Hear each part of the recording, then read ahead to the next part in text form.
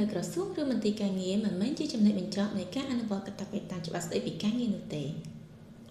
ក្នុងអំឡុងពេលប្រតិបត្តិការអាជីវកម្មម្ចាស់សហគ្រាសត្រូវបន្តអនុវត្តនូវកាតព្វកិច្ចរបស់ខ្លួននិងទទួលការអនុញ្ញាតពីក្រសួងឬមន្ទីរការងារកាតព្វកិច្ចទាំងនោះរួមមានជាអាចការធ្វើបច្ចុប្បន្នភាពព័ត៌មានសហគ្រាសការធ្វើបច្ចុប្បន្នភាពចំនួនកម្មករយោជិតដែលត្រូវធ្វើឡើងក្នុងអំឡុងពេល15ថ្ងៃបន្ទាប់ពីទទួលឲ្យធ្វើការឬបញ្ឈប់ពីការងារ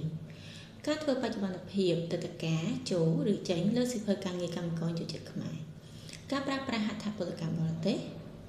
ការធ្វើការបន្ថែមម៉ោងការធ្វើការនៅថ្ងៃឈប់សម្រាកប្រចាំសប្តាហ៍ឬថ្ងៃឈប់បុណ្យដែលមានប្រាក់ឈ្នួល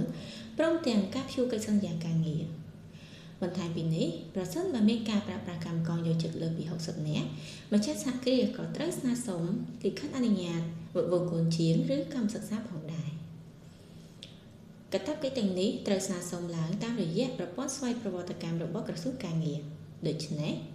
ម្ចាស់សហគ្រាសគួរយកចិត្តទុកដាក់នៅក្នុងការអនុវត្តកាតព្វកិច្ចរបស់ខ្លួនឲ្យបានខ្ជាប់ខ្ជួន